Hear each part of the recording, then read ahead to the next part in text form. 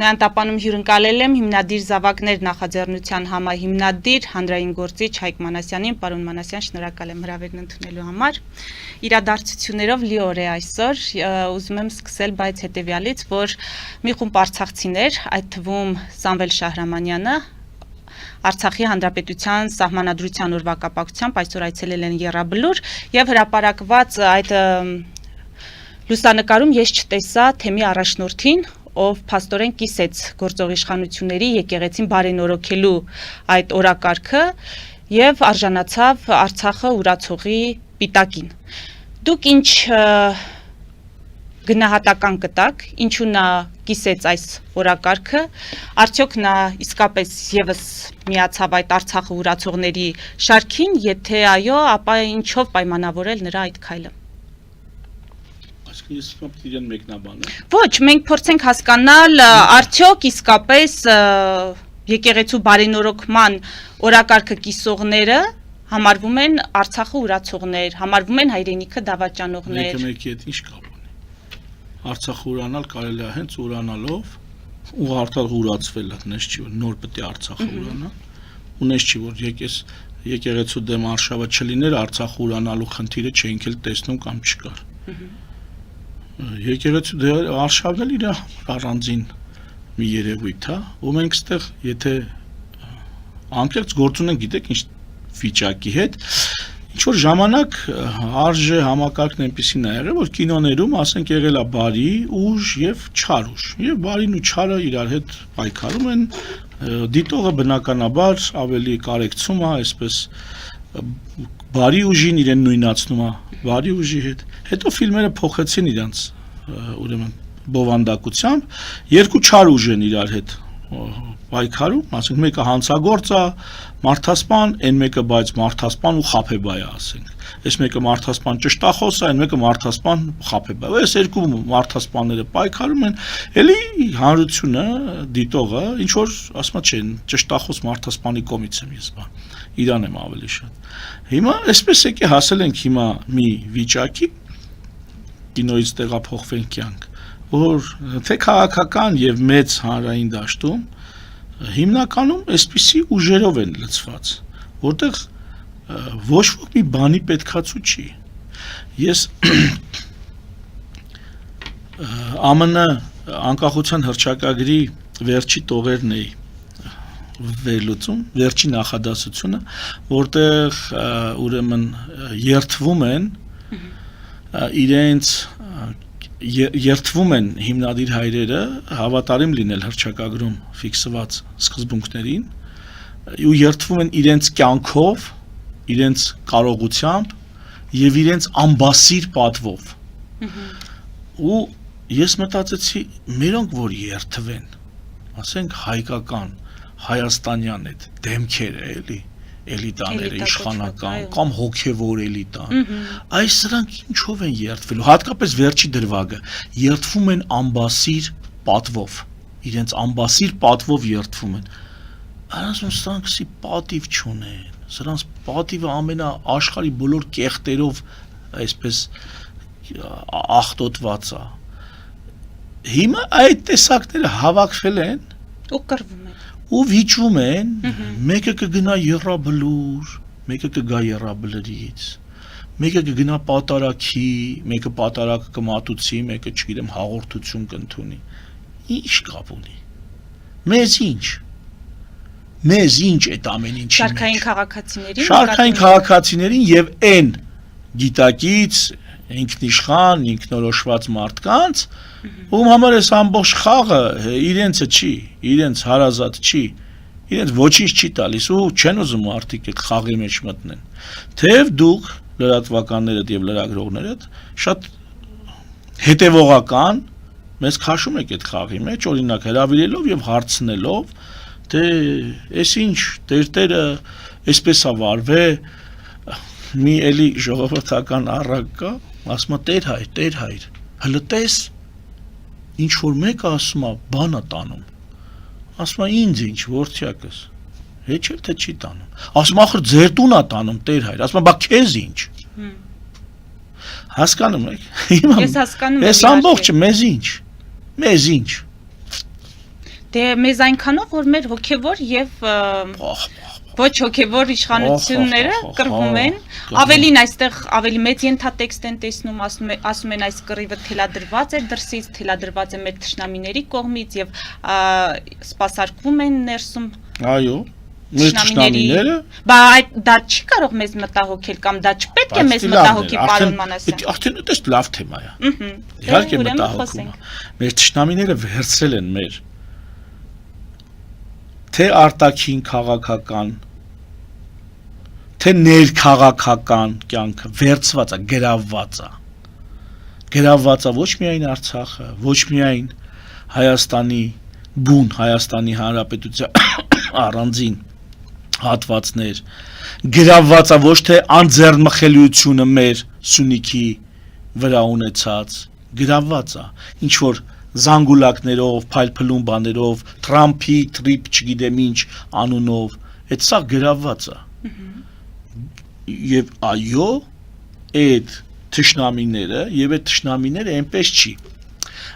որ մի հոգի է, այդպես էլի ասեցի, կինոյի լավ տղակա կամ կինոյի վատ տղակա։ Մի խումբ ավազակներ, միջազգային լուրջ խաղացողներ, ձենձենի տված իրականացնում են ինչ որ անում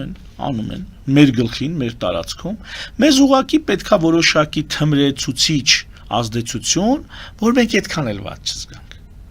Անեստեզիա էլի, անզգայացնող ազդեցություն, որ մենք այդքան էլ ված չզգանք։ Ընդհանրապես դա է արում։ Իսկ նրանք էլ ովքեր վատ են զգում, նրանք ընդհանուրի կողմից կարան լավ չընկալվեն, լավ չհասկանան, ես օրինակ ինչ ա ուզում, այ մարդ չեմ հասկանում։ Իսկ ասում է ինչ ասում։ Հիմա կտեսնեք ես ձեր զրույցի տակ, ես մեր զրույցի տակ մեկնաբան, այ քո ուզածը ինչ է, քո ուզածն ինչ է։ Իմ ուզածը առաջինը, որ դուք չքվեք ընդհանրապես իմ զրույցների տակից։ Ես ձեր խելքի բան չեմ խոսալու։ Ես այդքան պրիմիտիվ չեմ խոսալու։ Հայաստանը գրավված է, օկուպացված է, տակից, վրից, ներսից, դրսից։ Եթե ինչ-որ բաներ թշնամիները չեն կարողանում կամ չեն հասցրել գրավել, մեր սեփական անփորձությունը, անհասկացողությունը, տգիտությունը, վայրենությունը, դա էլ իր հերթին է գրավել մնացած ոլորտները։ Եվ մարդկանց մեծ հաշվով իրականություն, ճշմարտություն, արդարություն հետաքրքիր չի։ Թույլ տաք մի օրինակ բերեմ իմ մասնագիտական պրակտիկայից։ Ես բժիշկ եմ, արդեն մոտ 20 տարվա բժիշկ եմ։ Արձինատորան էլ եթե հետը հաշվեմ էլի, մոտ 20 տարի։ Ուրեմն, որ նայում ես ընդհանուր ինչա տեղի ունենում, ուրեմն գոյություն ունի մի հատ հանրություն, ժողովուրդ, ով սիրում է մոլորվել, ով սիրում է տարբեր հիմարությունների հետևից, հրաշագործ թուրմերի, ժողովրդական, չգիտեմ ինչ որ լուծումների, ինչ որ այսպես սիրում է էլի այսպիսի բաներ։ Սիրում է հավատալ հրաշքների, հեշտ, ձրի։ Եվ կա էքսպերտների խումբ, որոնք էլ ուզում են տուն պահեն։ Ու ուզում են այնպես տուն պահեն, որ ժողովրդի դուր գան։ Ասենք օրինակ, ասում է, գիտես ինչ կա, ես ընդամենը 5000 դրամով օրինակ կոնսուլտացիա եմ անում։ Ոսպիշ լավն է այս բժիշկը։ Հա բայց չի կարենք 5000-ով տուն պահի էլի։ Դա ման ինչ անում։ Ոնց մի 20000 ել ասենք անալիզա գրում, որ ես մի 5000 ել ընդից կգա ատկատ։ Ենթադրենք մի 20000 ել դեղավ գրում, 1000 ներողություն որ այսպեսի բաներ եմ խոսում, ես այնպես չի որ համատարած, կամ તો թեկուզ ասենք համատարած լինի, բայց օրինակ է, սա բոլոր ոլորտներում, այս ամենամաքուր ոլորտներից է, հա։ Մի 20000 ել ենթադրենք դեղա գրում, խոսքի օրինակ կամ կարա լինի 200000։ Այն դեպքում որ 200000-ի փոխարեն կարա ենթադրենք 50000-ով տեղավորվեր։ Հենց մենակ փաստացի մի բան, այսօր եթե Հայաստանը սկսի Հնդկաստանից դեղներ մուծել, Հայաստանում ինչ գնով են ծախում դեղերը, այդ ամբողջ շուկան մի 5 անգամ կկրճատվի ծախսերի առումով։ 5 անգամ կկրճատվի։ Դա ենթադրում է, որ դեղ շուկայի հիմնական խաղացողների, ներմուծողների եկամուտը 5 անգամ կկրճատվի։ Այսինքն ինքը եթե օրինակ 20% շահույթ ունի, ասենք 100 դրամանոց դեղի մեջ, 10000 դրամանոցի մեջ էլի այդ 20%-ն է։ Հիմա իրան ո՞րն է ձեռ տալի 10000 դրամը ծախի 2000 իրան մնա, թե ինքը 100 դրամը ծախի 20 դրամ իրան մնա։ Իրան ո՞րն է ձեռ տալի։ Բարձր։ Է ժողովուրդը քո չի հասկանում։ Նույնիսկ բժիշկները կարան դա չհասկանան։ Ահա այսպես ուրեմն մոտիվացված խաբեբաների եւ միամիտ հեշտ մոլորվելու ցանկությամբ ժողովրդի միջև հաստատվել է ինչ-որ համակեցություն, որտեղ մեծ մասը դժգոհ են, հատ գոնե այլ հարցերում դժգոհ են։ Օրինակ ինքը, որ 5 անգամ Հնդկաստանից բերելու փոխարեն ես իմ որտեղից ա բերում 5 անգամ ավելի թանկ ա ծախում, այս պահում ինքը դժգոհ չէ, օքեյ է։ Բայց նույն բանը ենթադրենք, չգիտեմ, ինչ ասեմ, պաշտպանության ոլորտում անվտանգություն արդեն դժգոհ է։ Ղարաբաղյան հարցում, այտենց նույն բանը Ղարաբաղյան հարցում ա եղել։ Ինքը արդեն դժգոհ է։ Իր ոլորտում, իր տունը ինչ ռեսուրսներով որ ինքը պահում է, այդ հարամությանը ինքը կողմ է, այն մնացած ոլորտների տերտերների հետ կաղված հարամություններին ինքը արդեն արդարամիտ է։ Հիմա դու մտնում ես այդ դաշտ, ասում ես ես ես չեմ ուզում։ Ոչ թե որ ես լավն եմ, արդար եմ, ես էլ այսպիսին եմ։ Ես էլ ուզում եմ թարսին գնամ։ Նրանց հետ էլ թարսին եմ։ Այդ տեսակ տերություն ունեմ։ Ասում ես թարսին եմ գնալու։ Ինչ եմ անելու։ Ասում լսի, այ գար, քեզի խաբել են, քեզի մորթում են, քեզի հրապուրել են, գրավչանյութ են տվել ու դու հավատացել ես։ Ասում ոնց։ Ես գիտեմ իմ մոտ էսա, այն, ասում չգիտես, աղ ինչ գիտես, սխալ է։ Ես լսել եմ ասում, որ սենց ինչ որ վարժություններ կա, այսօրվա դեպքն եմ ասում, իմ պացիենտի, ասում սենց վարժություններ կա, ասում գնա արա այդ վարժությունները, որից լսել ես, գնա այնտեղ էլ հարցերը տուր, ոնց ասում դու իմ բժիշկն ես, բայց ես չհարցնեմ։ Բա որ ինձ հարցնում ես, այո, այդ ասում եմ ներողություն։ Հիմա ես որպես քո բժիշկ պատասխանեմ, ինչ դու մտածել ես, դա սխալ է, ինչ լսել ես, դա սխալ է, ճիշտ է մի բան, ինչ ըստ ես լսել։ Ու դու կարաս հարցնես, ինչ ես լսել։ Իմ խոսքերի տակ հարցեր առաջանում է, խնդրեմ հարցրու։ Ես պարտավոր չեմ ամբողջ այդ մեդիա աղբը, այդ թվում առողջության վերաբերվող մեկնաբանել, բացատրել, որին պացիենտին չխաբեն։ Այդ քո խնդրեմն անգիր։ Հիմա դառնում եմ այն մյուս, ընդհանրեն գոլեգայից։ Ասում դու էլ ես բաներն ես ընկեր սխալ անում։ Էսի սենց չենի, սենց ասում անգեր ջան, բայց ես ոնց տուն պայեմ, ասում կանգնի ասանգեր, 5000 չիմ կանցնում, 20000 է, քեզի վերջը ստից ընդես գցում ես, որ այդ 5-5000-ներով 20000 ձևավորես, ասա 20000 է, ասում չեն գա, ասում եմ հետ չել գան, մի օր չեն գա, երկու օր չեն գա, թող սաղ տենց անեն, տենամ չեն գա, ինչա տեղի ունենում, ասում 20000 է, մեկ էլ դեմս կամաց նորից, ասիկետ 20000 արդեն հարմարվեց, եվս 20000 է պետք, էլի 5-5000-ներով սկսավ հավաքել։ Վերջ ես ամբողջի մեջ ասելիքս հետևյալն է։ Հիմա եթե դու ճշտով մտնում ես, ստիպված ես գոլեգաներիդ ասել, որ դու խաբեբա եք, այսինքն վիրավորել, ինչը հեշտ ցանկալի չի։ Հաճախորդներիդ այսպես կոչված ասել, որ դուք հիմար եք, ինչը դարձյալ հաճախորդներին դուր չի գալի։ Ստացվում է դառնում ես վատամարդ։ Թե նրանց Թե նրանց ու սրանք այսպես արդեն ներդաշնակ ապրում են, յոլա են գնում, այդ սիրուն բառ կա էլ, այդ ներդաշնակությունը իրանց մեջ կարելի ասել յոլա են գնում։ Բա սա խնդիր է, պարոն Մանասյան։ Դու պամեխա ես, դու ինչ որ այնտեղ դուստեղ ինչ որ անոմալիա ես դու այս ամեն ինչի մեջ։ Ու հիմա պատկերացրա 20 տարի, այսպես ապրի, այսպես աշխատի, 20 տարի, ինչքան պետք է վատամարդ լինես, հələ պատկերացրա։ Սա աշխարհի վատամարդ կլինես, չէ՞։ Ու այդքանից հետո դու այնուամենայնիվ շարունակես մնաս թեմայի մեջ։ Մի դերցակ, մի շորի խանութ լինի, պատկերացրա։ Շոր կարողների դեմ գործի իր եւ իր հաճախորդների դեմ գործի։ Կարա աշխատի նա, չի կարա աշխատի։ Ոչ հաճախորդ կունենա, ոչ գործընկեր։ Հիմա պատկերացրա այնուամենայնիվ 20 տարի նա այդ աշխատանքն անում է ու շարունակում։ Բայց գիտես ինչ ստեղ հասնում է էլի մի օր։ Ու սկսում է արդեն օղիկ եթերում կամ չգիտեմ հարցազրույցի ժամանակ ասի ժողովուրդ ջան, դժգոհ եք երկրից, հələ ձեր տակը նայեք, կարող է ընդիցա գալի։ Այո, խնդիրը ձեր մեջ։ Կարող է խնդիրը հենց դուք եք որ կաք ձեր միծամտությամբ։ Մենակ եմ որ կոմպետենտություն, էքսպերտիզա դուք չեք հասկանում ինչա։ Որ գնացել ես էքսպերտի մոտ, էքսպերտն ասում է սենց չի նենցա, դու լսում ես, գնում ես անելու կամ հարցեր ունես, տալիս ես։ Բայց դու չես գնում, ստից կարդում ասում լսի ինգեր էքսպերտ, որպես պրավաչնիկ։ Ես եմ լսել, դի տեղեկացնես, է սրանք ոնց է։ Ասում գիտես ինչ, դու կրթություն ես ուզում, ուսումնական կենտրոն չեմ էլի ես։ Ասում այդի արդեն կոպտություն է։ Հիմա թշնամին պարոն Մանասյան։ Այս նույնը ամբողջ երկրում Ահա։ բոլոր ոլորտներում էս նույնը։ Հիմա այս փոքրամասնությունը, որոնք կան, համոզված եմ կան, այս փոքրամասնությունը դեմոկրատական ճանապարհով իշխանություն վերցելու հնարավորություն ունի։ Ցանկացած այլ ճանապարհով իշխանություն վերցելու հնարավորություն չունի այ մարդ։ Ինչա սպասվում է ժողովրդին, ծեծուտելուց բացի, կորուստներից բացի, զրկանքներ կրելուց բացի, ինչա մնում։ Փոխվել են ձեր տրամադրությունները, դուք միշտ լավատես էիք ու դուք Ես էլի միշտ լավատես կանեմ։ հավատացել եք, որ մեկ հոգին, եթե վճռական է իր ծրագրերում, իր նպատակներում, ինքը կարող է իրավիճակ փոխել։ Հիմա բան է փոխվել, Ասեմ ինչ է Մանասյան։ փոխվել։ Ասեք։ Ես որոշել եմ ել չզսպեմ ու մարդկանց ասեմ, որ ամենալավ Նիկոլը դուք եք։ Ձեզնից լավ Նիկոլ։ Նիկոլի ծնողն եք դուք։ Հարգելի հանրություն, խնդիրների հիմքը ձեր ծոցում է։ Դուք եք այ ընկեր։ Ձեզի լավ տղա մի զգացեք, յանի դուք տենց։ Այս դուք եք այդ Նիկոլը։ Նիկոլը ընդհանրապես սիմպտոմ է։ Այդ մյուս տերտերները, թե լավերն են, թե վատերն, նրանք էլ են նշան, արտաքին նշան։ Լավերը առողջության նշանն են, որը կար։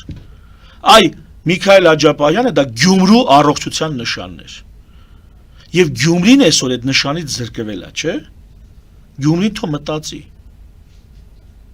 Գյումրին թո մտածի հիմա ինչ նշաններ է իր վրա հայտնվել։ 1000 ներողություն, բայց ինչ պզուկներ է ի հայտ գալիս իր վրա։ Այդ թո ինքը մտածի։ Աջապահյանը որպես առողջության նշան փագած է։ Դա մեր վրա է այդ պզուկները դուրս գալիս։ Հայ ժողովրդի վրա սիմպտոմը դուրս է գալի այ մարդ։ Հերիք չի դուրս է գալի։ Այս լրագրողներն ասած անդադ բզբզում են, սխվում են, պայթացնում են, հասկանում ես։ Մենակ լրագրողները չէ։ Էքսպերտներն ու մեկնաբանները գիշեր ցերեկ դա ինքը, ակլի հանգիստ թողեք։ Շատ լավ, հիմա ես հարց ունեմ, պարոն Մանասյան։ Հիմա այդ ծրագրերի մաս չդառնալու, այդ քարոզչությանը թշնամու առավել եւս, եթե թշնամին իսկապես գրավել է մեր քաղաքական, քարոզչական մեդիա դաշտը, այդ ծրագրերի մաս չդառնալու լավագույն լուծումը առաջարկը ո՞րն է։ Դրանց քննարկումից անմասն մնալ, չքննարկել դրանք։ Ինչ կառաջարկեք դուք, ինչ պետք է անենք մենք։ Կոտորվա առաջարկելով։ Հիմա կոնկրետ օրինակներ եմ բերում։ Կարանք մենք հանդիպենք եւ ոչ միայն մենք ընդհանրապես։ Եվ օրինակ խոսենք մենք ինչ տեսակ հանրություն, ինչպիսի հասարակարգ, ինչպիսի պետություն ենք ուզում, օրինակ ազատության կոնտեքստում։ Կարանք ազատությունը քննարկենք։ Մենք ուզում ենք որն ենք համարում ճիշտ ինքնագլխությունը, որպես հասարակարգ ինքնագլխությունը, թե այ տեր մանգալը ինչ որ մեկի տիրություն անելուն ապավինելը։ Էսի կարանք մենք քննարկենք։ Լուրջ դնել քննարկենք, ահռելի մեծ հարց է։ Ոչ թե ասենք այ Ռուսաստանը մեզ այս հարցում կօգնի, Ուկրաինայում գլուխը կթեթևանա, ունա կգա եւ Ղարաբաղի հարցը նորից անթեղված այդ կրակը կբորբոքի կամ այն մյուսներն էլ Եվրամիությունը հեսա վիզաները կազատականացնի։ Ընկեր կարանք մի հատ նախ դեմից այգեք պայմանավորվենք։ Վերջը մենք ինքնագլուխ ենք գնում, թե մենք գնում ենք սրա նրա թևի տակ հովտեղ փնտրել։ Ինքնագլուխ գնալուն ոչ մեկ դեմ չէ, պարոն Մանասյան, պարզապես մենք պարզապես հովտեղ ենք բան գալ։ Չէ, փոքր ենք, թույլ ենք, պատերազմից հետո պարտված կողմ ենք։ Շվեյցարիան մի տարածքում 1.5-2 անգամ է մեզանից մեծ, ապրելա, եղելա այնպիսի միջավայրում, այնպիսի կատաղի միջավայրում, որ անու առնվազն 2 համաշխարհային պատերազմ վերջում չհաշված դրանից եղած, դրանից առաջ 100-ամյակներում եղած ինչքան պատերազմներ։ Եվ բա փոքր չէին, այսինքն կարող է մի քիչ նվնվանենք, ոչ թե փոքրենք, կարող է թամբալենք,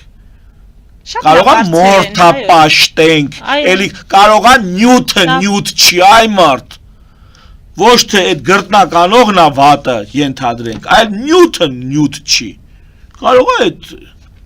էսի մի կարանք էսի քննարկենք, որտեղ սա կարևոր հարց է։ Ինքնագլխության աստիճանը քո հանրության մեջ։ Դու ոնց ես դրան նայում, ոնց ես դա դիտարկում։ Եկեք գովազդ հայտարարենք, հետո անպայման վերադառնանք եւ քննարկենք մեր եթերում գովազդը։ Ֆելիչե ժամանակակից ատամնաբուժական կլինիկա։ Այստեղ հարմարավետությունն ու խնամքն առաջնային են։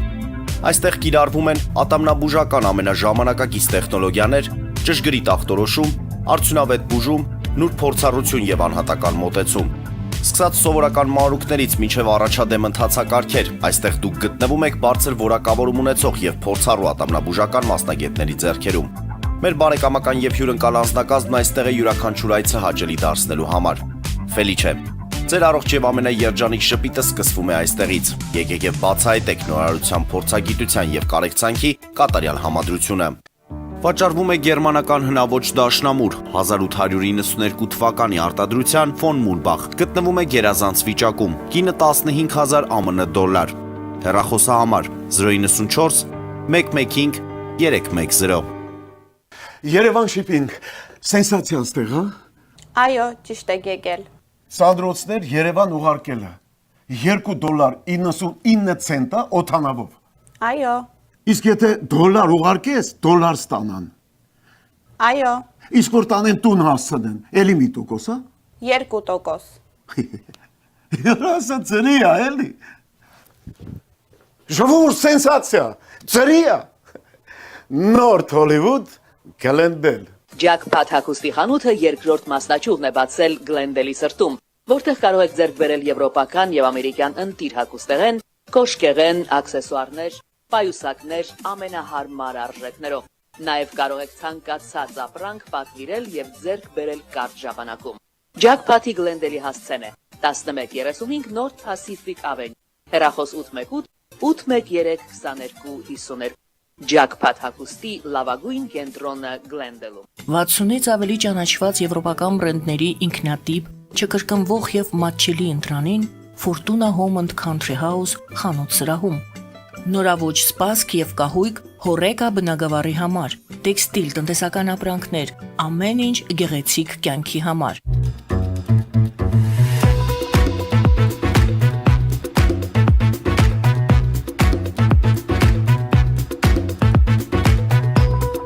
Արարատ ռեստորան, ընտանեկան եւ ընկերական ժամանցի լավագույն հասցե, սիրված արտիստներ, հյուրընկալ մթնոլորտ, հարուստ ճաշացան, անմահական խորտիկներ։ Արարատ ռեստորան, հասցեն անփոփոխ, սիրով սպասում ենք ձեզ։ Լավագույն պաղպաղակ, բնական, համեղ եւ մատչելի գներով պաղպաղակը կարող եք ձեռք բերել բոլոր հայկական խանութներում։ Պահանջեք հայկական պաղպաղակ, Թամարա պաղպաղակ։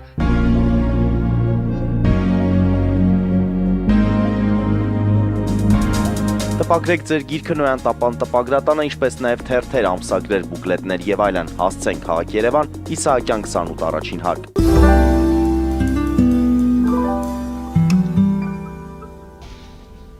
Հիշեցնեմ, որ ես զրուցում եմ հիմնադիր Զավակներ նախաձեռնության համահիմնադիր հանրային գործիչ Հայկ Մանասյանի հետ, պարոն Մանասյան, կանգ առանք ինքնիշխան լինելու, ինքնագլուխ լինելու։ Որ ինչ ենք առաջարկում, բա ինչ պետք է անենք։ Ասենք ինչ անենք, ինչ լուծում կա։ Լուծումները սենց է, որ առաջին պետք է քննարկենք մի քանի կարևոր բան, որոնք առանց քննարկելու ուզում ես քննարկի։ Ուզում ես Արցախ քննարկի, առաջին ինքնագլխության ազատությունն ես քննարկում։ Ոտքից գլուխ ազատությունը պիտի վերթես։ Եթե Հայաստանում մեկը կա, որ ինտելեկտուալ է իրան ներկայացնում, ինքը պետք է նախ իր պատկերացումներն ունենա ազատության մասին, իր կոնցեպցիան ունենա։ Ինքը պետք է ունենա այն ուսմունքը, որին ինքը հավատում վստահում է եւ ներկայացնում է, դավանում է ազատության, որ ասեն ինչ կրոնի ես, ոչ թե ասի իսլամա, թե բան, քրիստոնյա կամ, չգիտեմ, բուդդիստա։ Ինքը պետք է ասի իր ազատության դավանանքը որն է։ Երկրորդը պատասխանատվության հարցն է, որը առաջին հայացքից թվում է թե անմիջապես ազատության հետ կապված, բայց առանձին մեծ բլոկ է իրանից ներկայացնում։ Պատասխանատվությունը ոնց ենք պատկերացնում, ոնց ենք բաշխում։ Երկրում մեկն է պատասխանատու երկրի վիճակի համար, թե 3 միլիոն պատասխանատու կա, այս պետք է հասկանանք։ Ռեգիոնը իր վիճակի, դու քո մուտքի համար, շքամուտքի համար, պատժեզդի, ձեր բակի համար, դու ես պատասխանատու, թե ինչ որ ղեկավար։ Թե քեզնից բացի բոլորը։ Չէ։ Ով լինի։ Հա, Էդ է մոտեցումը, ինձնից բացի ով լինի։ Բայց չէ, արի կոնկրետ։ Ասում եմ մեր փողոցը, հիմա մեր փողոցը քանդած է։ Հիմա Հայկ, մեր փողոցը որ քանդած է, դա մեր Չարենցի փողոցի վեդիում, մեր Չարենցի փողոցի ժողովուրդն է դրա համար պատասխանատու, թե մեր քաղաքապետարանը։ Կարող ենք մենք պատասխանատու, այ ընկեր։ Թեկուզ հենց այն բանի համար որ քաղաքապետարանի գլուխը չենք ջարդել, որ մեր փողոցը ասֆալտապատի։ Կամ մենք պատասխանատու ենք։ Ինչ կապ ունի ենթանենք Գյումրեցին այն խնդրի հետ, որ Հայկես փողոցը ասֆալտապատած չի։ Ինչ կապ ունի։ Հայկ ջան, քո փողոցը գնա քո հարցերը լուծի։ Ամեն մեկը կարելի է փողոցի հարցերը լուծի։ Հələ դες երկրի մասշտաբով ինչ տեղաշարժ ունեցանք։ Բայց սա պետքա որոշենք պատասխանատվությունը ոնց ենք մենք բաշխում։ Մեծը մեծ պատասխանատվություն պիտի կրի ըստ ինձ, փոքրը փոքր։ Բժիշկն ու հիվանդը, որ իրար հետ աշխատում են, երկուստ էլ պատասխան են տալի այդ գործի համար։ Նա ասում է ինչ ուղղությամբ պիտի գնալ, նա էլ հետևողական պիտի այդ ուղղությունը պահի։ Ու պիտի ներկայացնի ընթացքում եղած տեղաշարժեր։ Այո, որ արդյունք լինի։ Որ արդյունք լինի։ Եթե մեկի վրա է պատասխանատվությունը կամ միայն այն մյուսի վրա, դա արդյունք չի լինի։ Այդ նույն պատասխանատվության կոնտեքստում երկրի ղեկավարը պատասխանատու է լիքը հարցերի համար կամ ղեկավարությունը։ Հիմա հարց։ Ես մենակ որ նստես արտաքին Հայաստանի վերաբերվող մամուլը արտաքին տեղաշարժերի, ուկրաինական պատերազմ, Ամերիկա, Ռուսաստան, Չինաստան, այս ամեն ինչը, մենակ օրվա լրահոսը, որպեսզի ուզենաս, ամբողջ ես քեզ կյանքին պետությանը վերաբերվող, լսես չես հասցնի։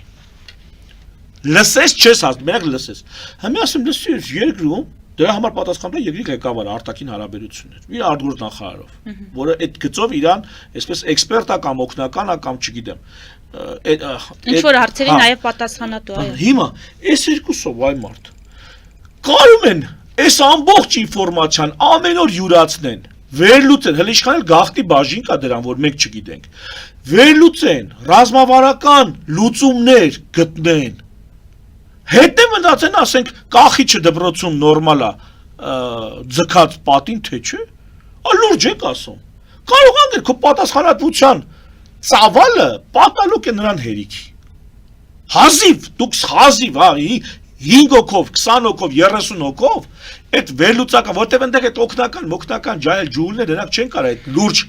անալիզը անել։ Ինչ կենտրոններ են քո համար վերլուծություն անում։ Ինչ կենտրոններ են քո ստրատեգիան ներկայացնում։ Ու այդ կենտրոնները կարող է քո մրցակիցների կամ այլ խաղացողների շահերն են սպասարկում, երբ որ քեզ ինչ որ խորհուրդներ են տալի, իբրև թե դա լավ է քո պետության համար։ Այս պատասխանատվության բաշխման հարցը պետք է որոշենք ոնց ենք անում։ Այլ մեկը կոմպետենտության հարցը, էքսպերտիզայի հարցը։ Ոնց ենք որոշում, կոմպետենտությանը վստահում ենք, թե ամեն մեկս, այսինքն ուրիշ ձև ասեմ, աշխատանքի բաժանման հարցը։ Թե ամեն մեկս համ զինվոր ենք, համ դիվանագետ ենք, համ ենք, թե այնուամենայնիվ նեղ ուղղություններ կան, ու այդ ուղղությունների պատասխանատուները կամ էքսպերտներն էլ հանդես են գալի, իրենց ուղղությունը ամբողջ ծայրից ծայր ներկայացնում են։ Ու կրում են այդ ուղղության, մենք էլ լսում ենք այդ ուղղությունը, ուղղակի ասում ենք, այս մարդն ասել է, ուրեմն ասել է։ Օրինակ, այս ոնց ենք անում։ Աշխատանքի բաժանում վերջին հաշվով անում, թե չէ։ Թե չես։ Հիմա գալը արդարության հարց ենք ուզում։ Դու մինչև այս հարցերը չորոշես, դու ոնց գիտես քո մոտ արդարը որն է։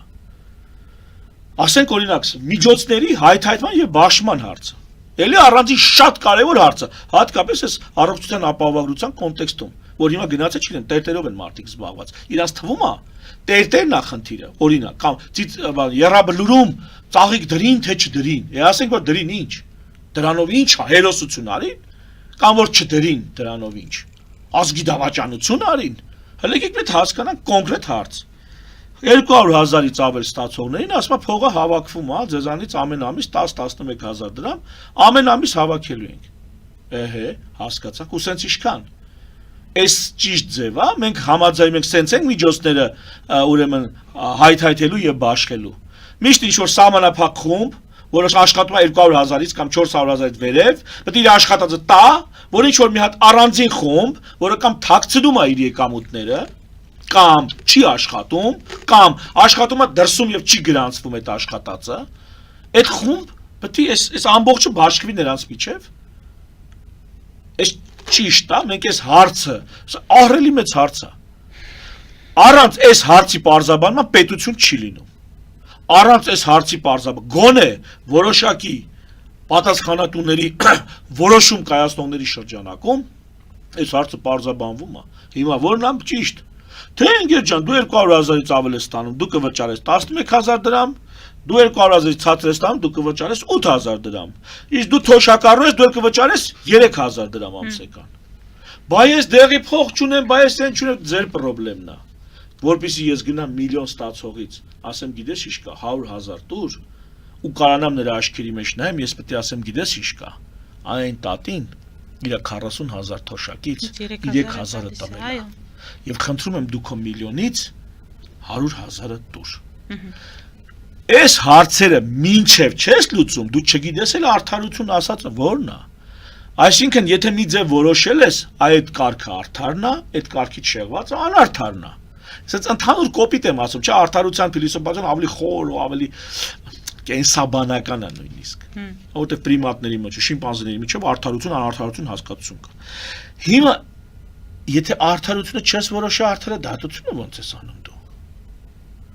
Քո արդարադատությունը ինչի վրա է հիմնված, այ։ Ովքեր են իրականացնում։ Քոմո ճիշտ ու սխալը ո՞նց է որոշվում, ովքեր են իրականացնում։ Բաներ կտեսնեք, ես այդ մեկ-մեկ նայում եմ Ամերիկայի դատերից, որ օրենքով ինչ որ բան է։ Օրենքով այս մարդուն պատիժ է հասնում, այս ինչ արարքի համար։ Դատավորն ասում է, բայց այս մարդը այլ ձև չել կարա վարվեր։ Ստիպված է, հա օրենքի խախտում է։ Բայց ստիպված է, չէր կարող իր ձև աներ։ Ասում է արդար է գնա։ Երբեմն տուգանք կա, տուգանքը դնում է այն մյուս կողմի վրա, ասում է ճիշտ է, այս մարդը խախտում է, բայց օրինակ հաց է գողած, դեղ է գողած, ասում է, բա ինչ աներ, իր սիրելի համար դեղ է գողած, թողեր մեռներ, հա, ու դա ճիշտ էր, դատավորն է ասում, դող հասկանում եք, սա իշխանություն է, ու կարա մեկ ընդի զանգի ասես ոնց էր սենց որոշե, կամ կոլեգան ասի, այ մարդ շառա գործ չունեց բան, իշխանություն է, դատական իշխանություն, բերնով ես ասում, ասում է ճիշտ է, դու օրենք ես խախտել, միտեց դատել կար, ասում է, դատավորն ասում է, ես եմ մեղավոր, որպես հանրության ներկայացուցիչ, ես եմ մեղավոր, որ դու սենց հարցի առաջ ես կանգնել։ Հասկանում եք ոնց է աշխատում։ Հիմա ու սա իդեալականացված բաներ չի։ Խոսք եմ տալի։ Այս գալան գեդան վիճակը, որ ցենց շարունակում եք ժողովուրդ ջան, հենց այս արդյունքներն է տալու ավելի բետար։ Վաղը կենսապայմանները կլավանան։ Իրոք ավելի լավ եք ապրելու։ Բայց այդ ավելի լավ ապրուստը ոչ մի երաշխիք, ոչ մի լուրջ հետաքրքրություն։ Ինչքան լավ բան կա այսօր մեր կյանքում շատ լավ բան կա, մեր մշակույթի, մեր ավանդույթի, մեր այդ լավ բաները կորցնելու ենք, առանձնակի լավներ չենք գտնելու։ Այս շիպես առավոտից իրիկուն աշխատելու եք, մի կոպեկ ավել պակաս աշների տերևալու է, մի վարկյան ազատ կամ քիչ աշների տերևալու է, արևմուտքի ձեր բարազատներին զանգեք, ձեզ կասեն ոնց են ապրում։ Ես ուրեմն ուսանող շատ խոսացի, չէ՞, մի հատ էլ օրինակ բերեմ, ուրեմն ուզում էի գնալ Միացյալ Նահանգներ, մտածում էին մասին պարապել եւ Միացյալ Նահանգներում կրթություն շարունակելու մասին։ Հորս այս հարցով դիմեցի, մի երկու անգամ եմ նման հարցով հորս դիմել, հիմնականում ուսանողական տարիներին եւ նոր ավարտած ժամանակ։ Ասում եմ, այսպես անեմ։